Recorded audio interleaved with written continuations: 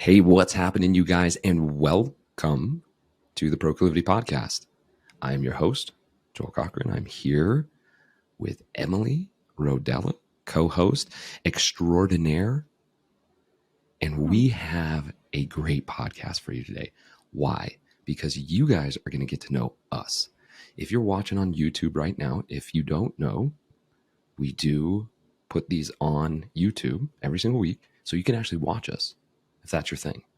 Because if you are watching us, you're going to see that we're dressed a little differently. Usually, like, we take a shower because we run on Tuesdays right before our podcast, and we get all primped up and we look all great. Well, we just went straight from running straight here. Why? Because we're going to be bringing you into our lives. And this is how the podcast is going to work today. We're going to be asking each other questions. We don't know the questions, but we're asking questions to each other. So I have 12 questions here. Emily has 7. I thought I said 12. Emily put down 7. That's hard. It is. I could have done 30. There will be more. Don't worry. There's going to be more. Let's just put it that way. Okay. So what you guys are going to have today is a unique opportunity to be able to get to know us.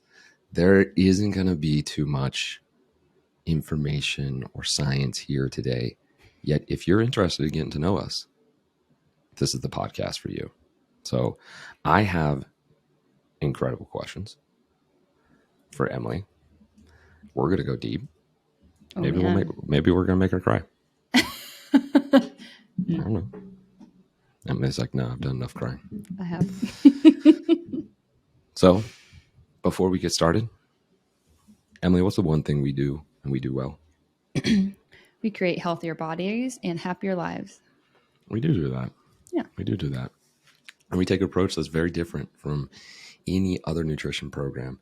We take a psychological and a physiological approach. There's a mental side and a physical side. It's called the gut-brain axis. Okay. What happens in your gut can affect your brain. What happens with your brain affects your gut. Ever been super nervous about something and all of a sudden you got diarrhea, constipation, even though you ate all the right foods? That's because of that gut-brain axis. Same thing. If the microbiome in your gut is off, it can affect your brain, meaning you might find yourself more anxious or depressed, low energy, so on and so forth. So we take that approach. We go, hey, what if we get both incredibly healthy, both the mind and the body? And we do that. We do that by helping refine and define your language, how you speak to yourself and others. And we create metabolic flexibility in your body. It's so much fun. Not as fun as what we're about to do. So here's how we're going to do this. We're going to Rochambeau, okay, in the camera. We're going to Rochambeau who goes first. Okay. Okay. Dear. One time. Maybe. Okay. On the count, you guys, this is going to be really difficult. I have a feeling because we've done this 1, 2, 3 thing before. And Emily's like taking pictures on 2. And I'm like, did we not get down to 1? I don't know how it happened here. Okay. So Emily, it's Rochambeau. Okay. Okay. Ready? Got it. Here we go. Rochambeau. Well, I can't see. I can't see your hands not up there.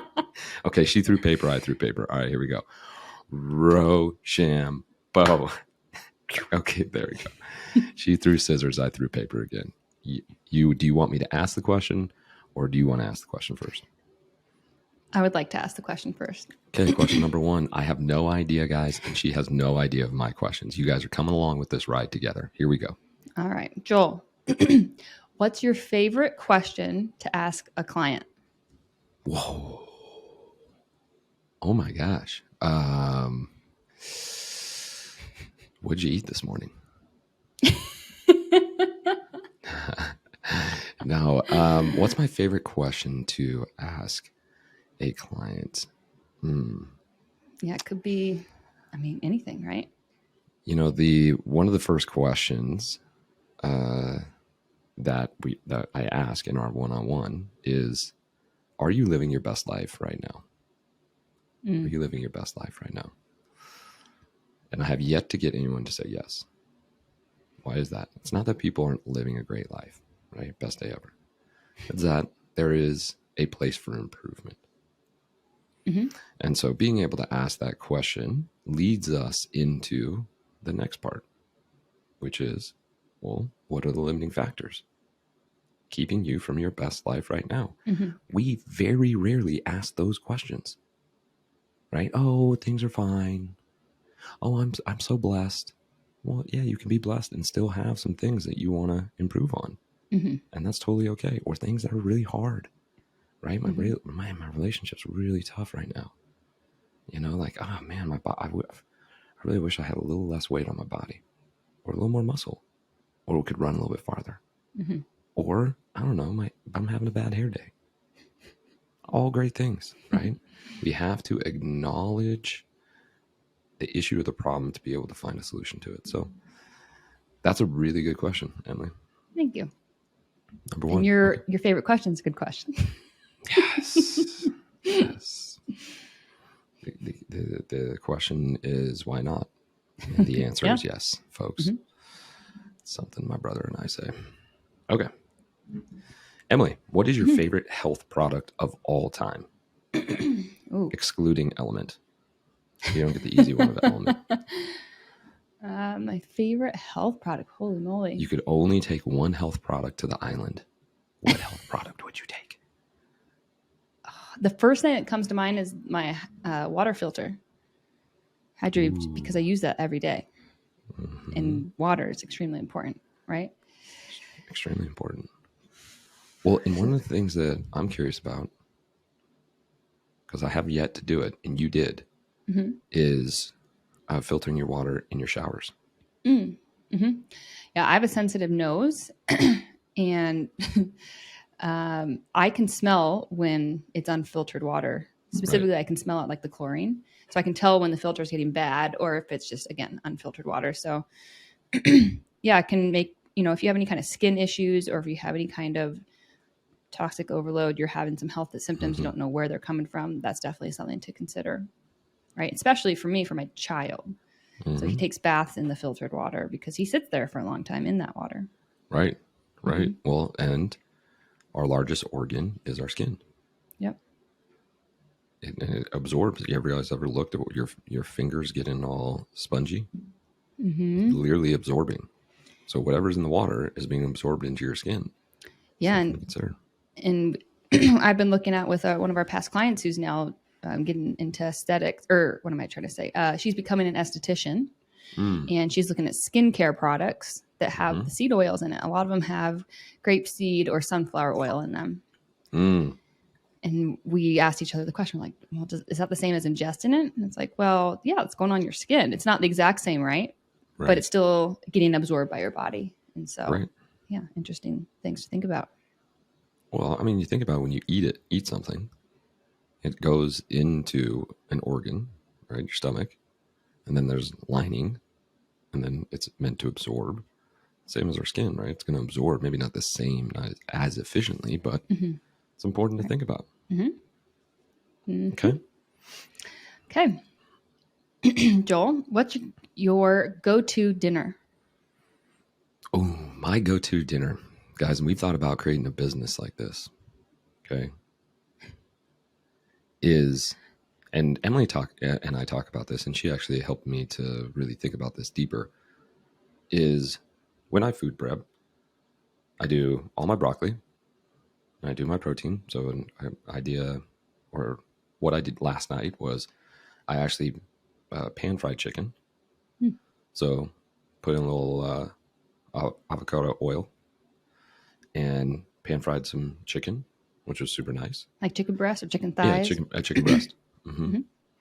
And in the oven was my broccoli. And so what I do is I put broccoli down at the base. I put chicken at top. Then I grate a little bit of Kerrygold's Dubliner cheese. Y'all, if you haven't had Dubliner cheese, it is the best cheese in the world. My hands were clapping through that, but very silently. You can get it at Costco. If you haven't seen it, look for it. Dubliner. Have you tried it, Emily? I'm not a cheese person. Oh, that's right. Okay, then no. She has no opinion here, guys. Yeah, this is great. She usually always has my husband when is. It comes to food. Has he tried the Dubliner? I think so. It's the best, you guys. Anyways, grate a little bit, doubling it on there, and then I throw some cherry tomatoes. And then I'll have some additional vegetables, right? Cut up vegetables, whether it's bell peppers or cucumbers. And so that's my go-to dinner almost every single time. Do you melt the cheese? Oh, yeah. Oh. Melt the cheese. I could get that on that train. Yeah. Mm-hmm. Oh, yeah. Throw that on there. Super easy go-to, guys. You're getting your protein. You're getting your vegetables. And again, I have additional vegetables. Mm-hmm. So I cut up cucumbers. Maybe I'll have some hummus with that or bell peppers. And it's just additional kind of snacks on. Mm-hmm. So I'm getting all the protein that I need with that chicken breast. And then being able to have the additional vegetables, the good fat with the cheese. Yep. Maybe if you want, you can throw some avocado in there. Mm-hmm, mm-hmm. So then do you make enough to last you another night or 2 or 3? 3 nights, yeah. Yeah.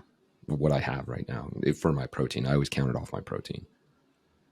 Yeah, gotcha. One of the things I realized is I need a bigger baking sheet. Yes, or 2. Do you have 2 racks? I have 2 racks. There you go. Does it cook the same? You just probably have to cook it longer and at a slightly higher heat. I usually go 425 with everything, all my vegetables. Maybe do 435 and then a little longer. Yeah, but I'm like packing them on there.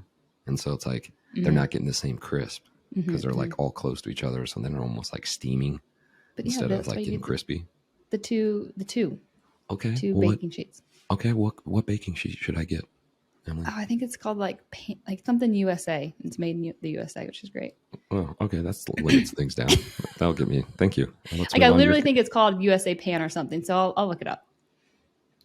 We'll put it in the show notes. Yeah.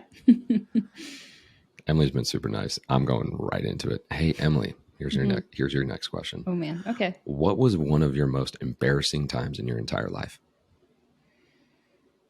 Or you just feel like you were totally red. Like, oh my gosh, that was really embarrassing. That's a good question. Oh man. I don't feel like I have too many. That's a complete lie, you guys.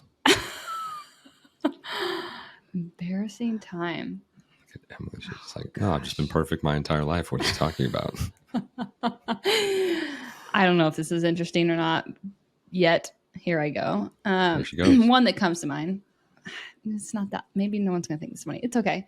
It doesn't need to be funny. It's just your embarrassing moment where everybody's just listening to it right now. I know it's not that interesting. But I was, as a young Emily, hanging out with all my sister's friends. I was like, oh, I need to be like, I want to hang out with them, so I'm not going to bother them. So I'm just going to sit here and like have fun with them.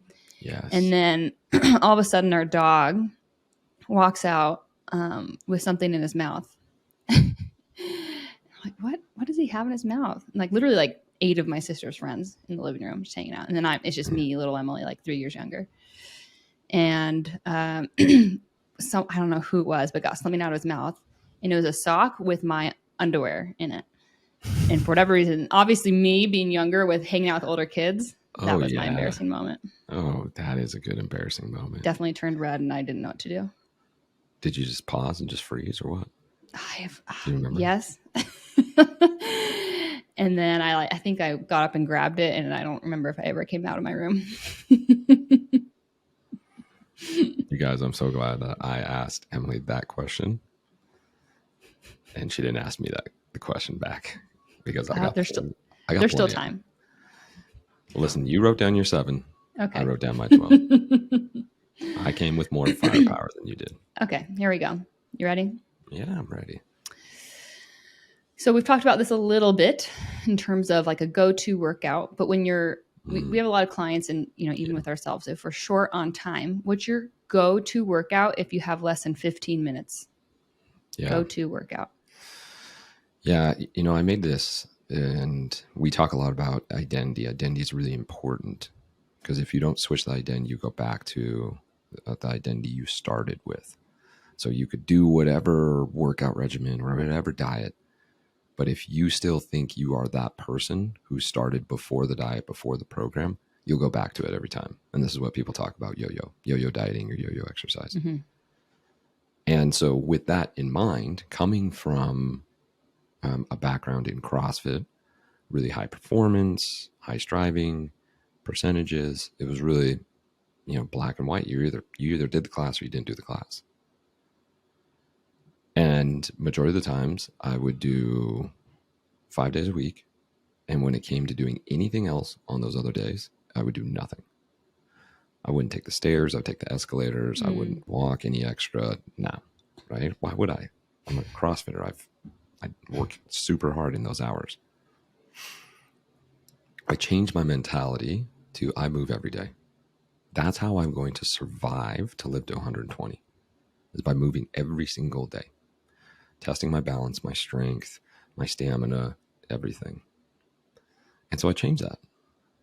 And what I realized is that you can't work out 7 days a week unless you're LeBron James and you spend millions of dollars on your recovery. You can't work out 7 days a week, high intensity, hour-long workouts. So what I started doing is I shortened my workouts. Now they were 20 to 30 minutes. A lot of time they were just strength-based. I started getting rid of more and more high-intensity workouts. And what happened? My body started feeling better.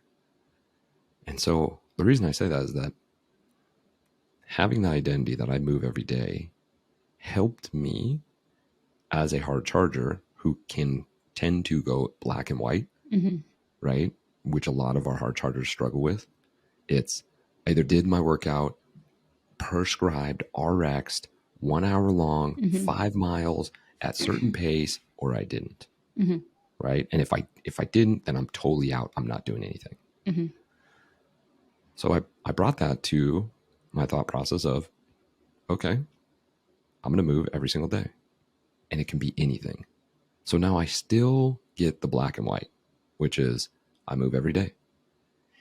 Yet how I move creates the flexibility or the gray area. So I get the dopamine hit of I did what I said I was going to do, which is move every day. Okay. Sometimes that can be a 20-minute walk. Other times it's going to be a shorter workout. Maybe I have dumbbells, maybe I don't. And your question was, what's my go-to workout? It's called the rodeo. Started off 3 years ago, getting ready for the rodeo. When I didn't have a lot of time, or I was literally going through the rodeo. And I'm a big swing dancer, guys. I'll stay out all night long swing dancing. Well, when you're doing the rodeo and you're swing dancing, you're not getting home till 1. You're getting 4 or 5 hours of sleep. Got to get up, go to work. It is, I move every day. So it became 4 rounds, 25 push-ups, 25 sit-ups, V-ups, brush and twist, doesn't matter. And then 25 something lower half. Lunges, air squats, curtsies, right? Pistols, it could be whatever. And I could range the intensity depending on how I was feeling, right? 25 alternating pistols is going to blow your legs up 4 rounds. And I might switch. I might go, okay, I'm going to do 25 alternating pistols, and then I'm going to go to air squats, and then I'm going to go to lunges, then I'm going to go to split squats.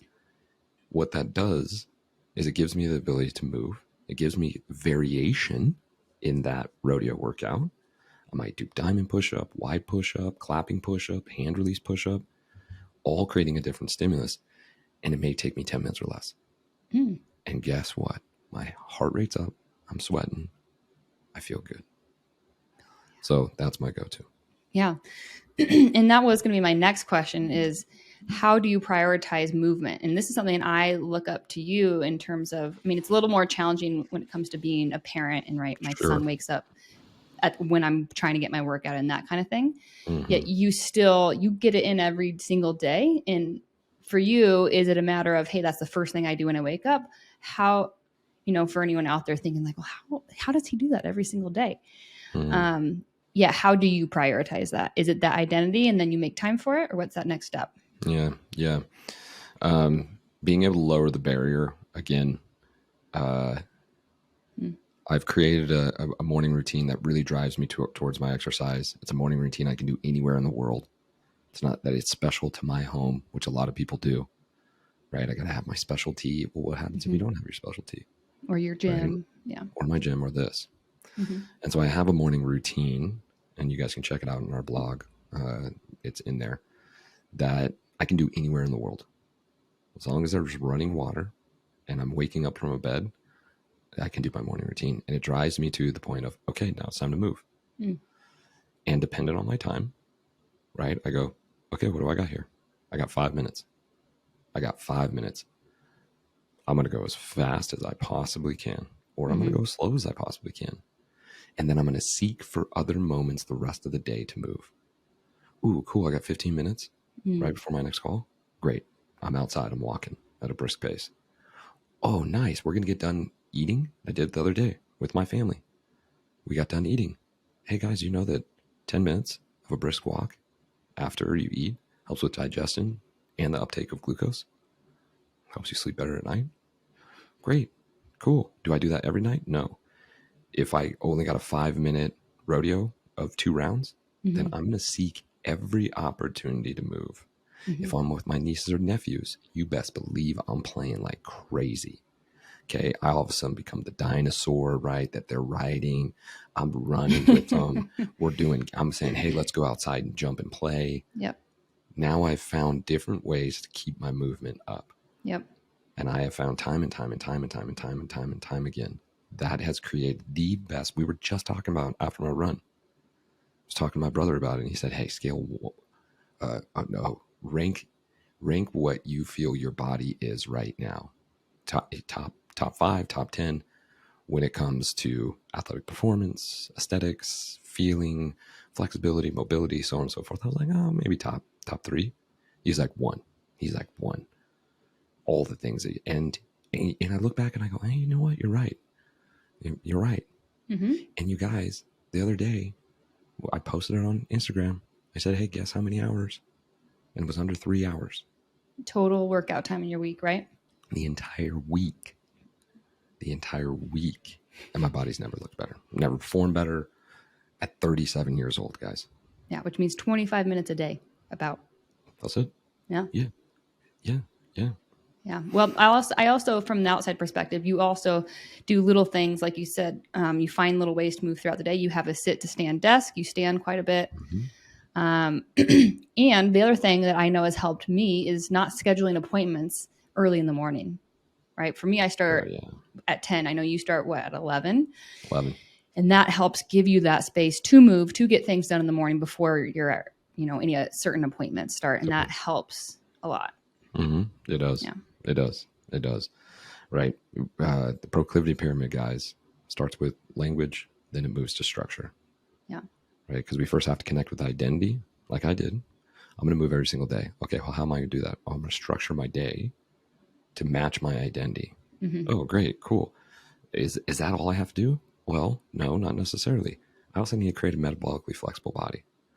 Oh, nice. Does the proclivity method work? Yes, it does. We have 12 specific digestive and nutritional habits that I use every single day. Every single day, right? And that has helped me to go, oh, this is how I get the body. I actually don't have to work out as much as I thought I did, right? And I don't have to obsess about food as much as I thought. Well, great. This is awesome. Yeah. And we get a lot of people saying, hey, well, how do you get all the things done a day? You move your body, you eat, and work. Like, let me tell you guys, Joel works quite a bit. Not, our goal moving forward is to get to a 4-hour workday, but we're putting in the work now, and still he gets it all done. And so that's why I asked that question, because we get asked that quite often. So, yeah. Oh yeah. And you guys, I've been there before. I've worked 60, 70-hour weeks. I've done the high intensity. I look back at pictures of myself. Like, I look younger now than I did when I was 27, because I was just running myself into the ground, not getting sleep, 5 hours of sleep. Get out of here. I wish I would have had blood work. Anyways. All right, my turn.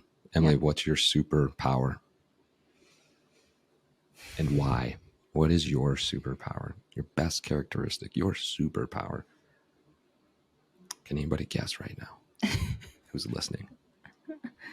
My superpower is the ability to understand, be understanding with myself, with others.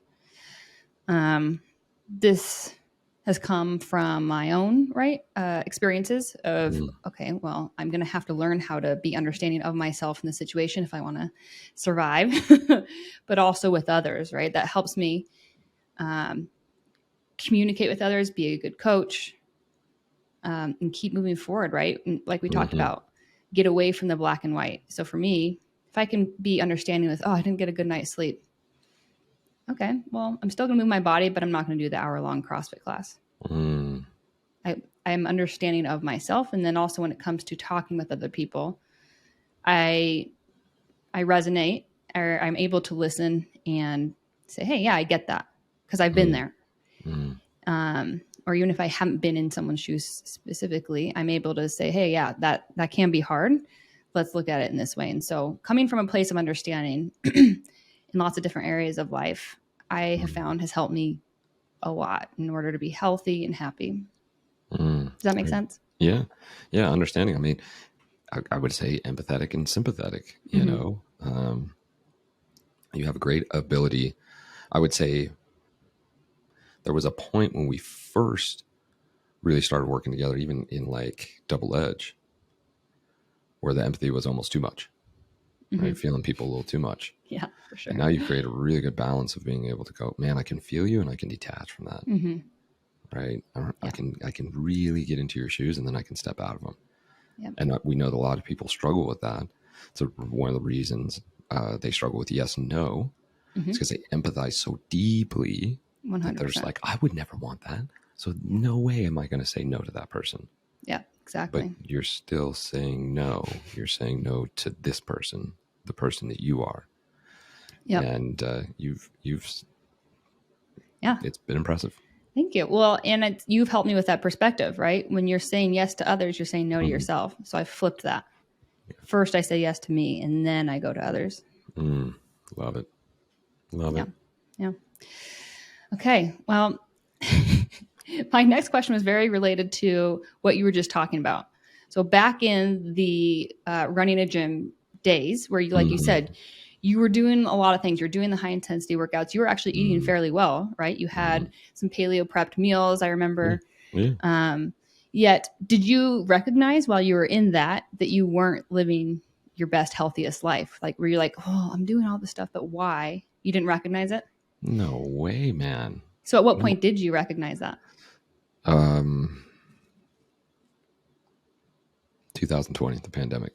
The pandemic, as for a lot of people, we talk about this in the proclivity method, the homework that I give every single week, 45-minute walk. Integration, you guys. No kids, no phones, no dogs, no nothing, just you. See, we're in a society of do. We got to read more books, learn more, but not actually integrate it into our lives. Wow, that was a great book. And then I need a new self-help book. Well, what did you integrate into your life about that book? Or was it just knowledge? Oh, wow, that was really interesting. You know, you have to take it from theory to thesis, right? One is a theory like, well, could this work? Thesis is you're writing it up of like, this is how it worked. And getting that space and then starting to get a ton of different coaching. Guys, pay the pros. Pay the pros. If you pay for a $50 virtual program online, you know what you're going to get? Maybe some theories, maybe a change of thought process, but actual change, doubtful.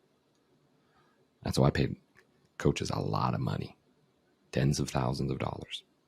And that helped me to start pivoting my mind and go, wait a second, man, I was going a million miles an hour. I had no time to integrate, no time to think, is this really what I want? Nope. It's just alarm clock goes off. Time to get up. Time to keep grinding. Right? Busy. Yeah. How you doing? Oh, busy but good, man. Busy but good. Really? Huh. Now looking back at it, completely different. Yet I needed to go through those to see where I am now. Yeah. Right? So paying the pros, meaning the people who have that perspective and experience, right? Yeah. But also pain, so you're committing to yourself. I see it as those two parts. 100%. It's one of the questions that we ask people, right? Who are like, oh, I don't know. Proclivity method is expensive. Damn right, it's expensive. We've put in more than a decade into learning on our own bodies, our tons and tons of different certifications and learning from other coaches. Dang right, it's expensive because you don't have to have the learning curve. We're going to take you right to the destination without you ever getting lost. Instead of decade long with different issues and problems and skins and seizures and overweight and anxiety and depression. And nope, we got you right to the spot. Yep. And that's what happens when you pay a pro, is they're going to go, cool, I'm your guide now. You don't even have to worry about it. I'm going to take you to the destination. You enjoy the journey. We're going to learn a lot here. You still got to walk with me. It's still going to be hard. You still got to climb the mountain. But you don't have to worry about what path to take to get to the top. Yeah. Well said. Well said. My turn? Yep. If you could eliminate one poor habit from every person in the world, what would it be?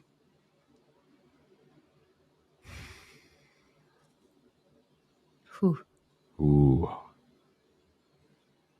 I'm going to say...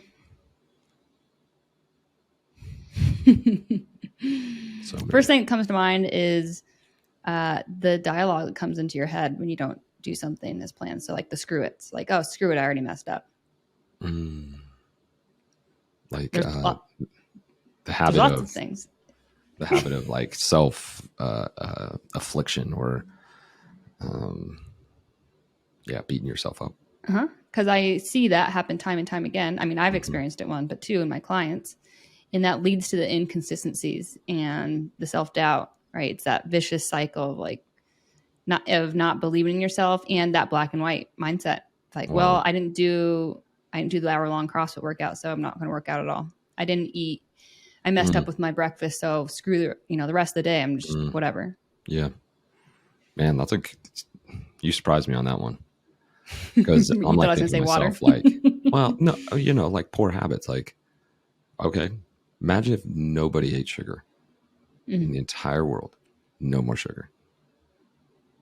Yet, just like you said, okay, well, I don't have sugar, but I have alcohol. I don't have sugar, but I'll just have refined foods.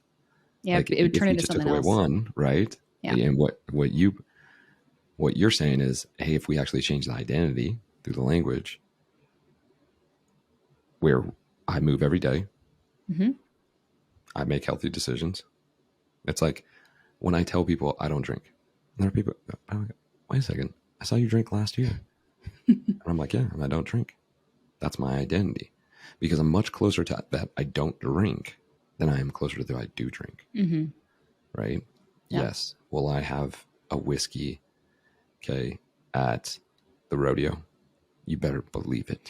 Okay. Is there going to be one or two? Yes. And when I'm out swing dancing with a fine lady, maybe I'm going to have a whiskey. But beyond that, no, I have non-alcoholic beers. I don't drink wine, so on and so forth. So the identity piece is important for sure. Yeah. Yeah. I learned a lot of that from you. So thanks. Bring it on. Okay. What's one of your favorite things to do when you're feeling in a funk, whether it be low self-confidence, you had a poor communication with, or in a relationship, whatever it may be. Sure. What's your favorite thing to do to get out of that funk or make you feel better?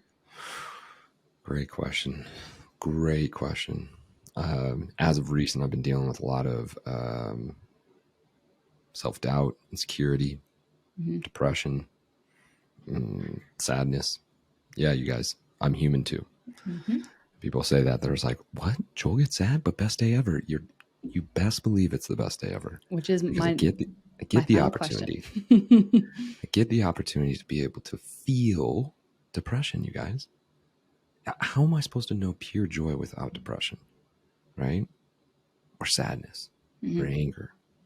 We look at emotions as if they're good or bad. False. They are our friends and teachers. Love comes to be that friend to remind us how beautiful life is.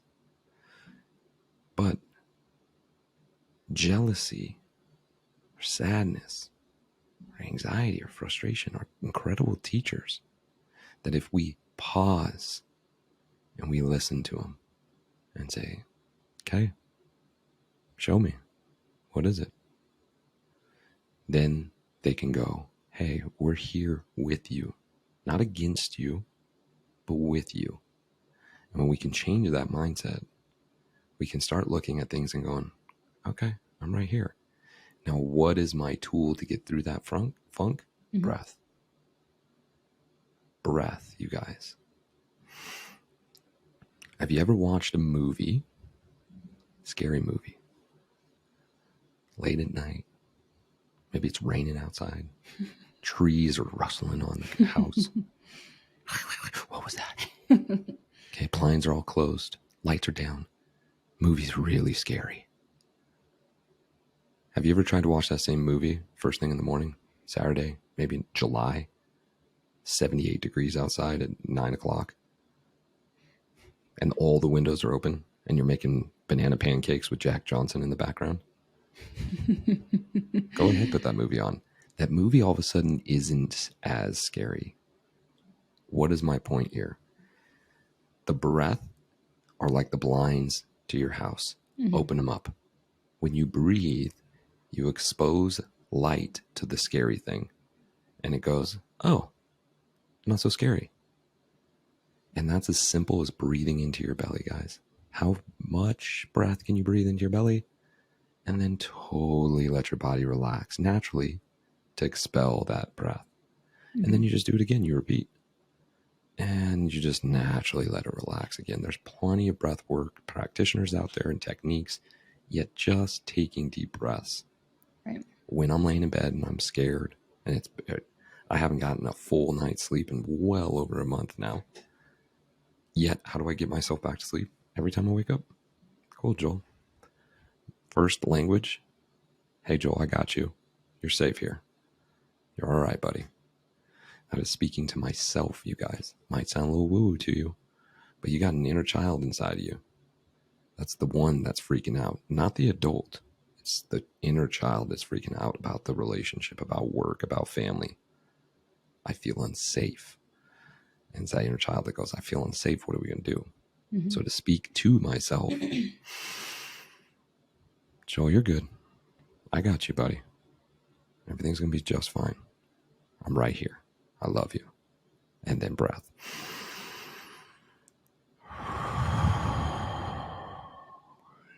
That is my technique when things are feeling funky. Mm-hmm. I like it. Cool. My turn? Mm-hmm. Okay. If you weren't running Proclivity, what would be your dream job?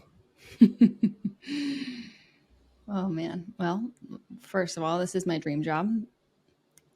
So I feel very fortunate and lucky. Me too. And tomorrow we don't have it, but you have an offer for $1 million doing something else. Whew. What would it be? Totally financially stable. What would you do? Working out for a living. I love to move my body. Yes. Could be anything in terms of moving my body. Mm-hmm. I love being a mom. I just don't know if I want to do that. Yeah, I don't know if I would want to do that full time though. Personally, I like having something on the side. Mm-hmm. I think I've told you this before. In another life, I would be a pilot. Oh yeah, there it is. I now you airplanes. Guys got it. That's what.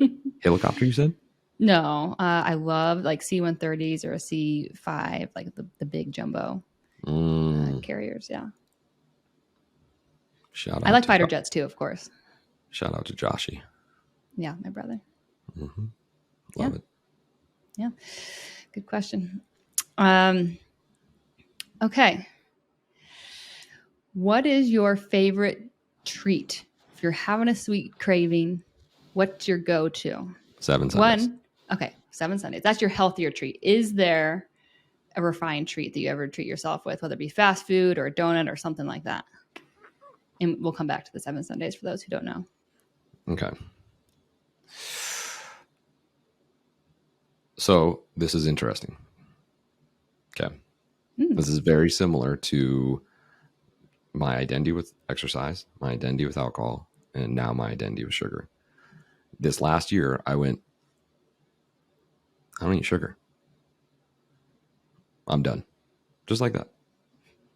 Love me sugar. This Hershey's chocolate bars. Which is so funny to me.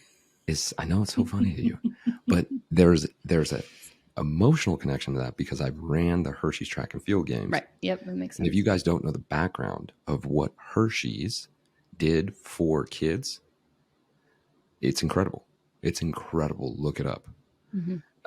He spent millions and millions and millions of dollars investing into kids who didn't have homes, foster kids.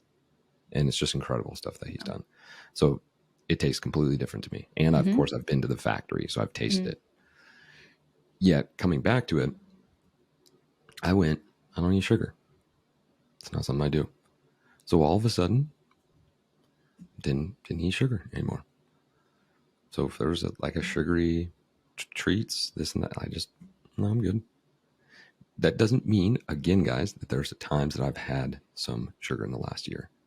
But it is much closer to I don't eat sugar than it is to eat sugar. Because even 7 Sundays, I believe it's coconut sugar. Is it coconut sugar? Oh, I forget. It's right there. Grab it.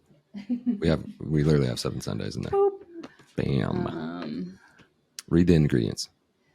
Cassava, just like cassava flour, sunflower protein, maple syrup, coconut oil, strawberries, blueberries, vanilla, lemon.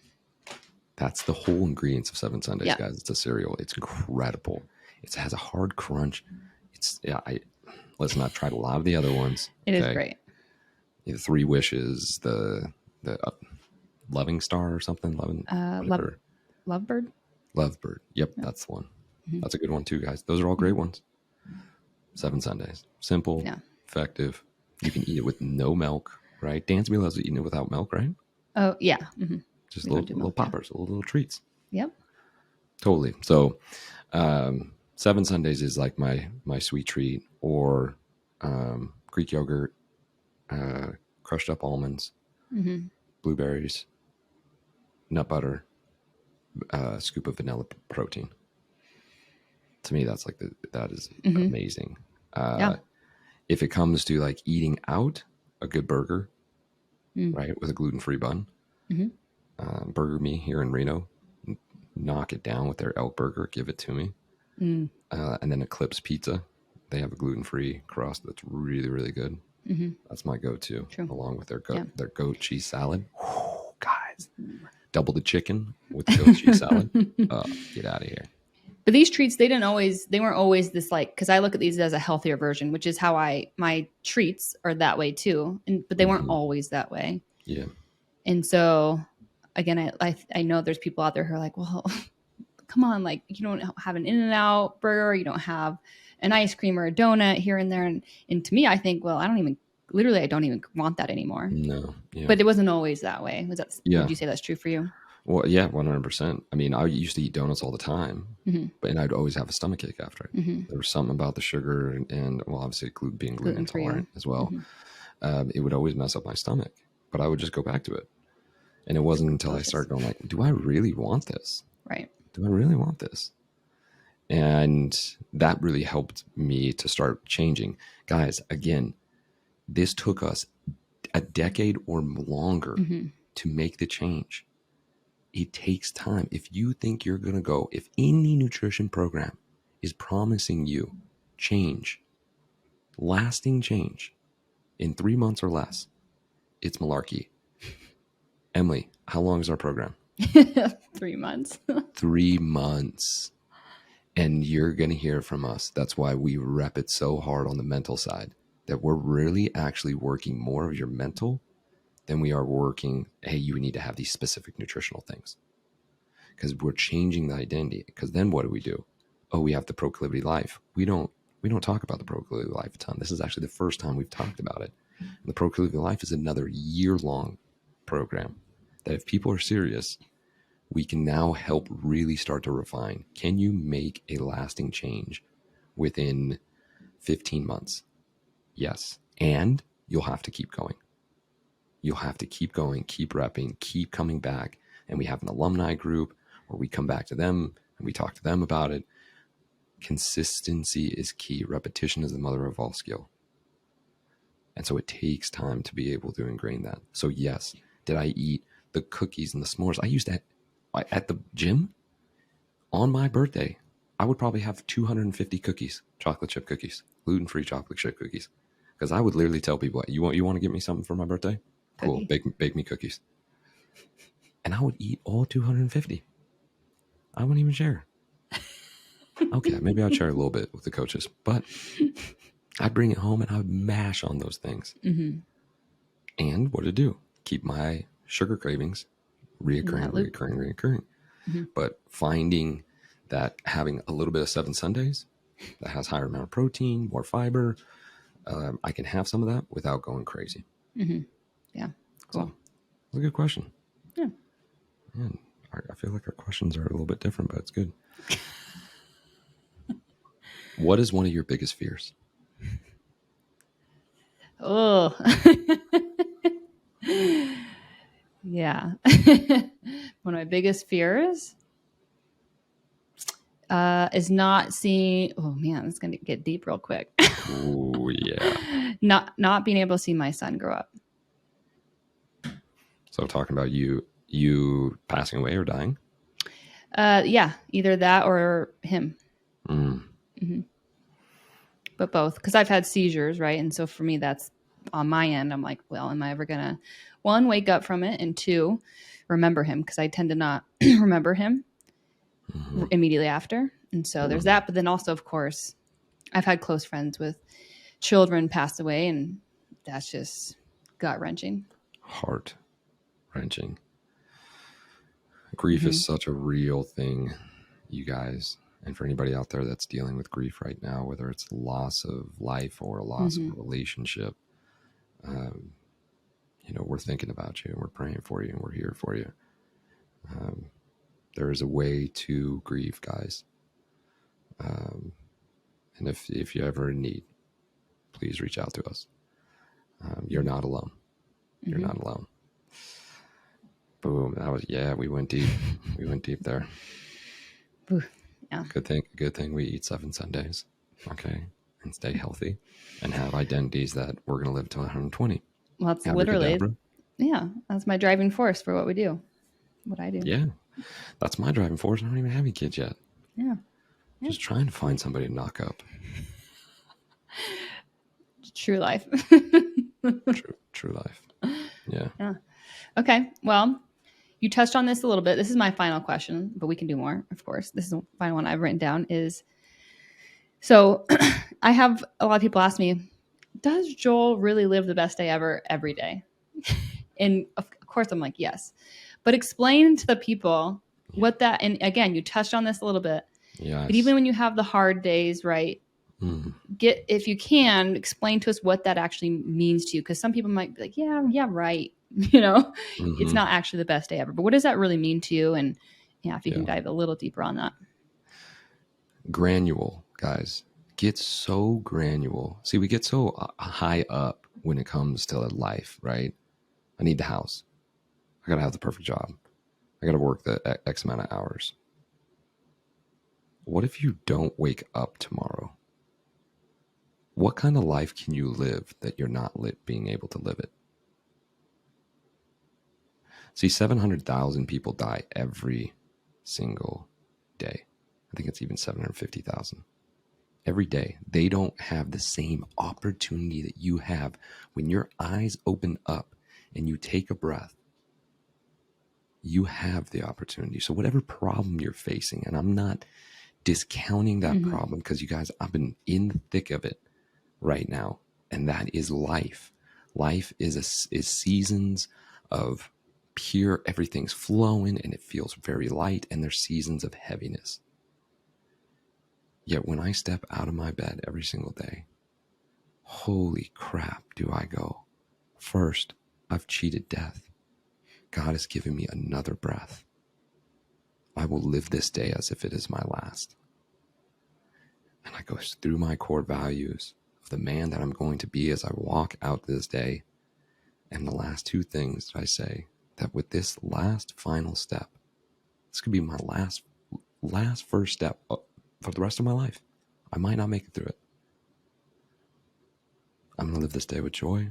I'm going to live it with love. Love for myself, love for others. I'm going to find every piece that I can celebrate from this step forward that I can. I've already won, you guys. It doesn't matter what happens the rest of the day. It doesn't matter if I'm depressed or if my heart is broken or we didn't get a sale or we got a sale or my car breaks down. Because while I'm changing my tire on the side of the road, I'm going, man, look at the fingers that I have. Look at that opportunity. Look at the breath that I get to take. Whoa. So it's not to downplay anybody's sorrow, anybody's grief, anybody's depression, anybody's struggle. But it is to show that you do have the ability to take something that you look at and says, man, this really is a problem. And to change it to an opportunity. Man, this really is an opportunity. It is how we work our mind to find what we want in life instead of what we don't want. Mm-hmm. Yeah. It's not always rainbows and butterflies, as some people perceive that saying, right? It's going back to that perspective in, like you said, opportunity. Yeah. What is the opportunity here? It's the opportunity. So y'all, you get to choose. Best day ever. Best believe it. Best believe it. Well, thanks. Ooh, this can be a good one. What does love mean to you? Oh, man. That's a great question. This is something I would like to think about for longer, but here we go. Here it is. On the spot. What does love mean to me? It means to have joy in something and to care for something. And also that includes patience within that, right? Because when I think of love, I think of my husband and my son and my family immediately. And it's not always, like we just said, it's not always rainbows and butterflies. Mm-hmm. Even with myself, I should say as well, my relationship with myself. Right. But it's to care for, have unwavering care for, in finding the joy in whatever it is that you have love for. Mm-hmm. So it actually very much relates back to what we were just talking about in my mind. Yeah, it's not always the perfect, but it's focusing on what is good and what can we do to find more joy, and again have patience, right? Because I love my son, for example, more than anything. Doesn't mean it's always perfect, right? There's lots of patience in there, lots of learning opportunities for both of us. But even in the hard moments, it's being there, being present, and sticking with it. Oh, man, that's a good question. I really want to take more time on that. Ooh, you guys can ask Emily later. Hit her up on Instagram. Love is patient. Love is kind. Right? Love does not envy or boast. Yep. Yeah. Right. Being patient, recognizing, again, like you said, what are the things that I do have that helps us to get away of the, man, I really don't like this about, my husband or wife when they do this or that, or man, I really wish they'd work out more, like, no, let's look at the incredible things. And that helps us through. And I immediately go to, okay, well, how can I support them better in myself too? What can I do? One, and then how can I support them better? Yeah. And even like if my child's had a crazy day in terms of like a meltdown and we miss this and we're late for that and it's a struggle, right? I'm still like, well, I could take a couple minutes here to go back to my breath, as you said, get myself more in a parasympathetic state, and we could have an amazing afternoon. We can have a fun time, even though the morning was hard, right? But it, like you said, it's our choice to change moving forward. Yeah. Right. Yeah. And so I think about that often. I'm like, yeah, I can sit here and feel sad for myself or the situation, Yeah. but what good is that going to do? Yeah, I can recognize this is a hard feeling. Great. Mm-hmm. What do I want moving forward, and how can I get there? Yeah. I love it. I love it. Oh, I have more questions, but doesn't look like you have any more questions. Well, you got anything off the top of your head? You want to ask me a really deep personal question? Oh man.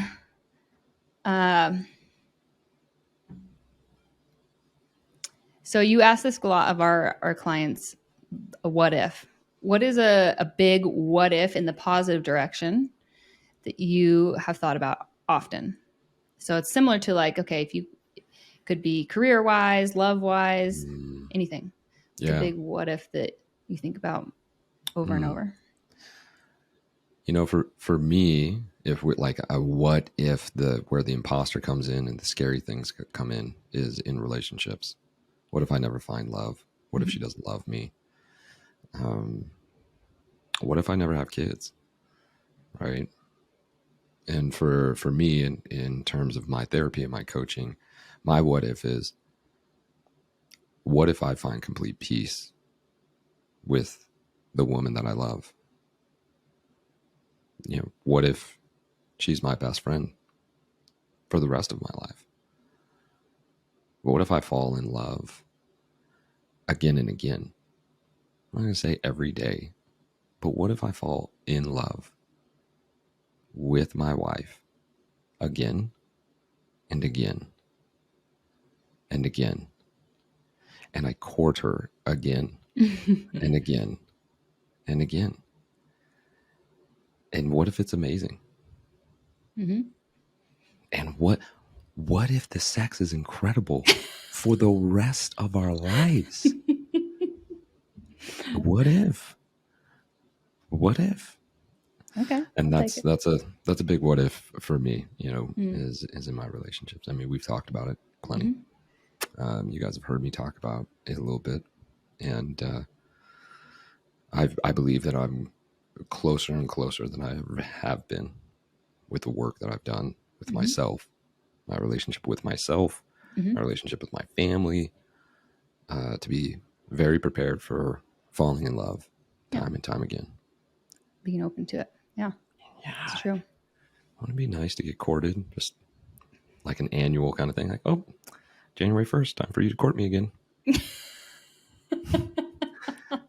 No, I'm moving out of the house. You better come get me.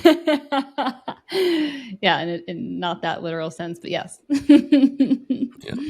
Yeah, I like it. That's awesome. All right. I got some good ones. Oh, this is a good one. What's your guilty pleasure most people don't know about? It could be food. It could be clothes. It could be where you spend your money, how you treat yourself. It's like a guilty pleasure. Mm-hmm.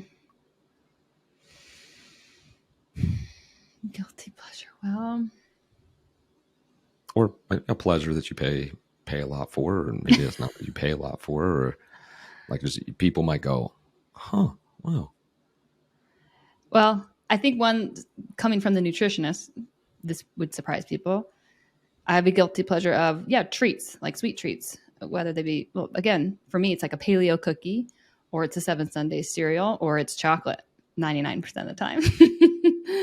And so with that being said, I have more than what people would think. I treat myself with those. Yeah. If I leave a chocolate bar in her presence, I come back by the end of the day. I'm like, where can I get it? Maybe just like a piece of that chocolate bar. That is gone. You and my poor husband. Okay, so this is one little add-on. I'll come home from the store and my husband's gonna be like, see, you're admitting to it. With the treat. And I'm like, oh, look, I got us a treat. Or I'll say, I got you this treat. And if it's there for more than 24 hours or maybe even less, I'll eat it. I'm like, does that just in my head equates to, oh, you don't want it. And I do. 24 hours. Jeez Louise. Like, how can you go with the treat sitting there and not eating it? So there you go. Yeah. What about non-food? Do you have a guilty pleasure non-food? So for me, it's right now. I have like different seasons, and throughout the year, I have different TV shows that I like. So right now, it's Seinfeld. Oh, back into the So, Seinfeld. oh, yeah, I love it. I was never into it before. I always thought it was like stupid humor. Same with The Office. Those are my two favorites. Huh. And right now, it's Seinfeld. So that's my other guilty pleasure when I just want to like laugh and relax. There it is. Haircuts for me, guys. Haircut. Yeah. I spend more on whatever woman is listening right now. I spend more money on my haircuts than you do by far. Unless you dye your hair regularly. Cool. Well, how often would you dye your hair? Depends. Yeah. The person. I would say it could be once a month, could be once every 3-4 months. Average person. I don't know enough. We need to ask Emily doesn't even have his expert. I don't know. Okay, let me put it in perspective. I spend $150 a month. I would say that's easy to match for a girl who's dyeing their hair. We'll ask our hairstylist. Well, we'll have to ask our hairstylist. People who are getting their hair. Anybody else who's out there. Most people look at me and go, I'm sorry, what hair? Okay. Because I keep it short. You guys Valid keep question. it short, right?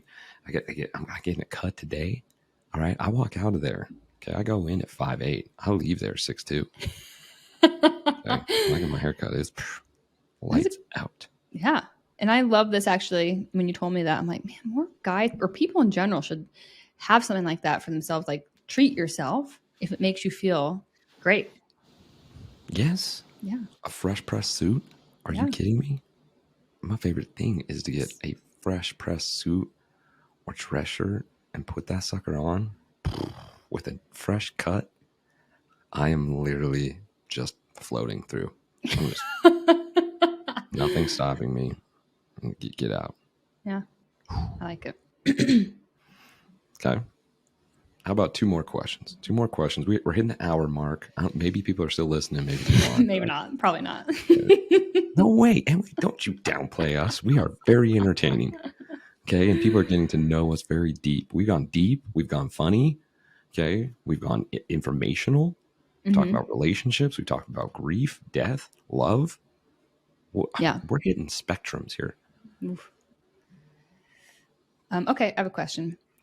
What's some advice? Okay. So a big reason of why we're here looking like we look right now is because we walk the walk, right?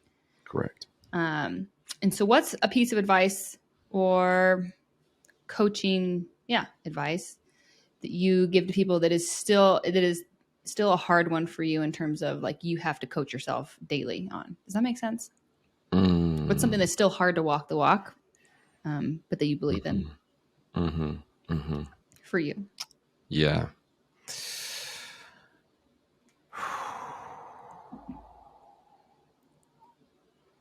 Integration and journaling. Like, I mean, I would like a lot of people are gonna be like, what? Like the word guy? Like journaling can be tough for me and integration can be tough for me at times because I am I can have tendencies of being a type from my past of go, keep moving. I can take on more. And integration takes time, guys. It's with nothing. It's sitting there. And if you have tendencies of an A-type personality, you're going to like, this is a complete waste of time. No, it's not. It's the greatest thing you can do. Meditation, journaling, walking. Those are huge. And doing nothing. Light a candle and watch the candle. That's it. I dare you. One I haven't tried, and I can't remember who I heard this from. Yet there was a professor somewhere who prescribes for all students, that they have to go to a museum and they have to stare at one piece of art for 3 hours. They can't look at anything else, only that piece of art. And it's for, particularly now in our society, to sit for 3 hours and look at the same thing. People start losing their mind. But then because they have to do the 3 hours, around that 2 hour mark, things start changing. they start seeing the painting or the picture completely differently. They start recognizing different shapes in there because the brain finally went, I give up. We're going to stay here. And that's where true peace starts coming in. And we don't tend to do that. And that is something that I struggle with. Is like, you know, go and do this and do that. And, you know, talk to this person and do coaching and, you know, find love. There's always something to do. Yeah. Taking some of that integration is a big piece. Yeah. I think that's from that time management book that you lent me. I think. Like, is it? Was it 4,000 weeks, 2,000 weeks, something like that? Oh, yeah. I think so. I read that too. Mm-hmm. That's a good, guys, if you haven't read that book, holy moly, that's a fantastic What is the official name? I think it's 4,000 weeks. 40,000 weeks? No, 4. Wait, 4. 4,000 weeks. Which is the average lifespan. Yeah, right. Whatever that is. So it's what are you doing with your days? Mm-hmm. Right? It's less of what you guys think of like time management. How do I get the most in my day? No, right. How do you start saying no more to enjoy your day? Yep. Yeah. What kind of question you want? You want a deep one? You want to have some different ones on here? You want a fun one? Yeah, fun one. Okay, cool. What does your dream house look like? That's funny. I was going to ask you a similar question. My dream house. Mm-hmm. It's out with lots of land, so my dogs can run around, and my son and or potential future children could run around and frolic and play with a river within 100 yards of the house. I would also love for all of my family to have their houses within the same property. Yes. It could be another 100 yards from each other. That's fine. Yeah, compound. Or even 200. Cool. Yeah, like a compound. But definitely the river is the essential piece. Some kind of body of water. Wraparound porch. Doesn't have to be fancy, like white, right? But somewhere where you can sit and relax, have a cup of coffee. Yes. In the morning, relax. Mm-hmm. Mm-hmm. Fire pit for sure. Mostly nature stuff though. Nothing too construct, if that makes sense. Totally. And honestly, not that big. Medium size. Like we live in a small house right now. I think it's like 1,000 square feet. I would be happy with like 1,500 square feet or even 2,000, nothing more. Mm-hmm. Just enough for us to sleep. And I like a good sized kitchen. So I love cooking. And to me, that's my favorite like social part of the day was with my family in the kitchen. Yeah.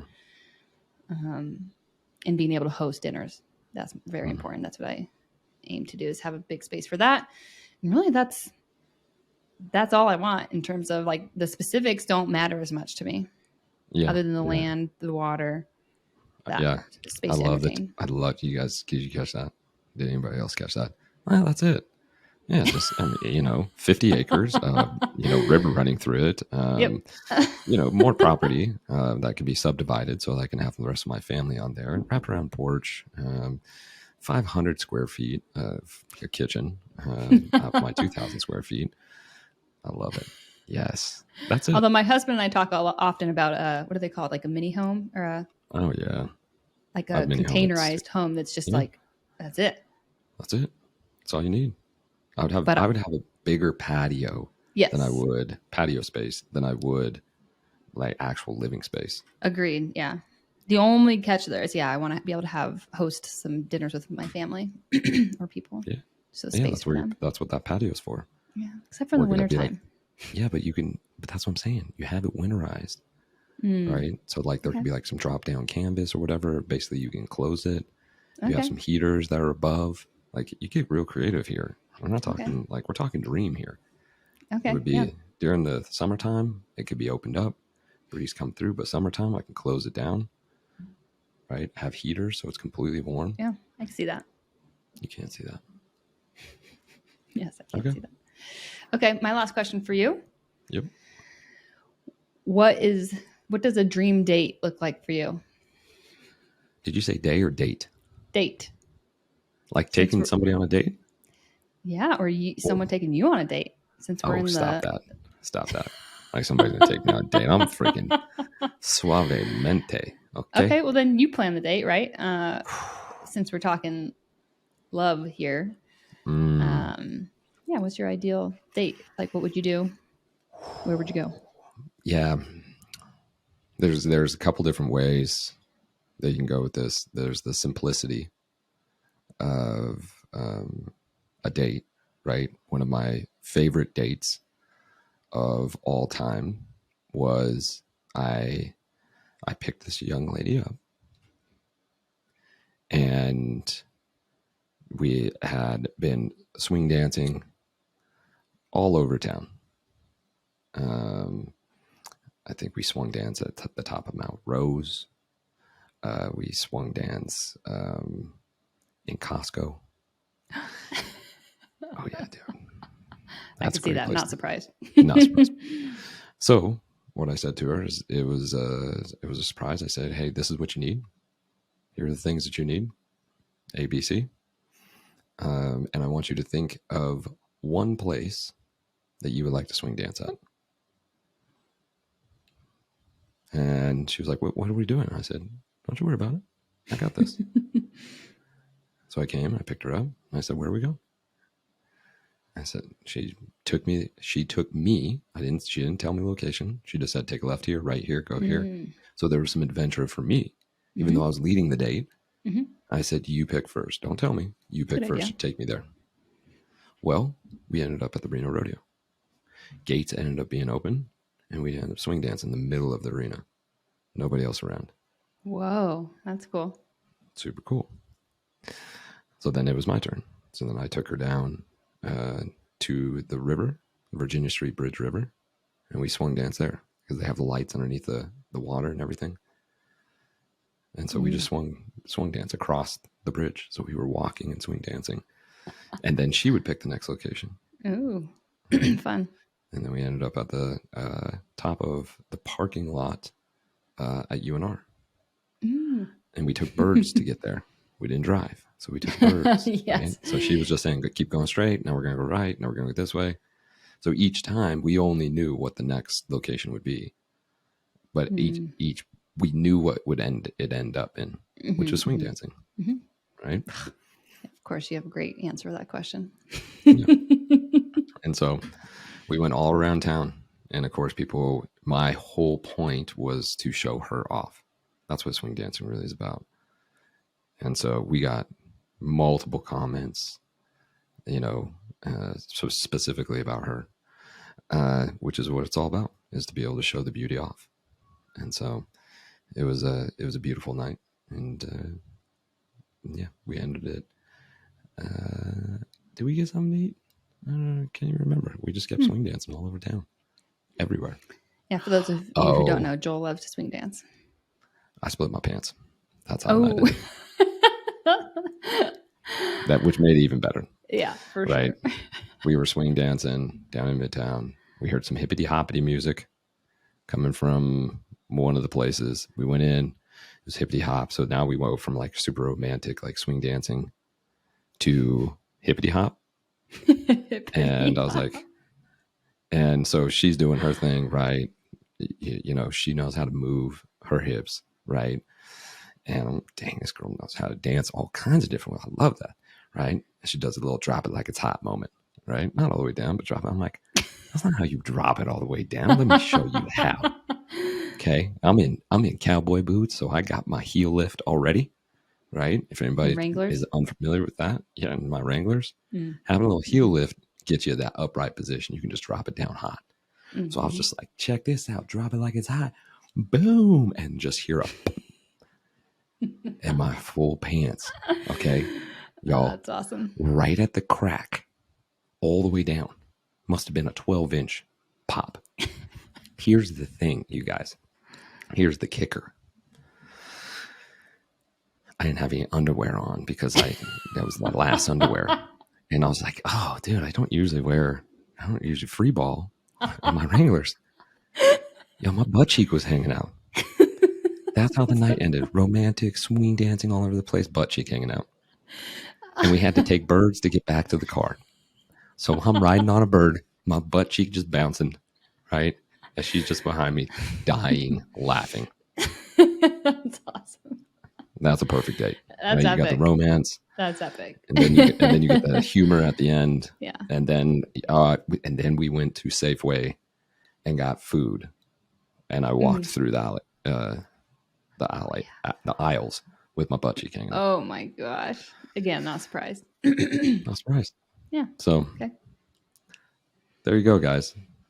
This was a longer episode, yet we wanted to give you guys a peer into who Emily and I are.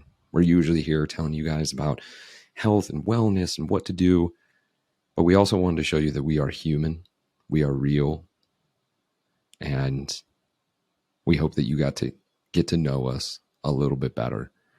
We are an open book. We're always here to be able to assist and help you guys in anything that we possibly can. Emily, anything that you want to say about this episode? No, hopefully there's some people still listening. And if you have any other questions that came about, please let us know. Email us or shoot us a message on Instagram. We're willing to do another one. Any kind of Q&A, doesn't matter. Let us know. And a Q&A where they're asking us questions would be good too. Yes. Yeah, this is a good, because we didn't know what the questions we were going to ask each other. Emily didn't know the questions I had. I didn't know the questions Emily had. This is great. This is great. Well, you guys, thank you so much for listening. Episode 92. We're continuing. We're going to get close to episode 100. Putting in the reps, you guys. Yeah. Putting in the reps. If there's anything that you guys ever want to hear us talk about, please just reach out and let us know. If you've liked this episode or any of the episodes before, please like, subscribe, review, and share to your closest friends and family. Really helps us out as a business to continue to grow. We love you guys. We thank you for tuning in. And as always, best day ever. Best day ever, you guys. Let's do it.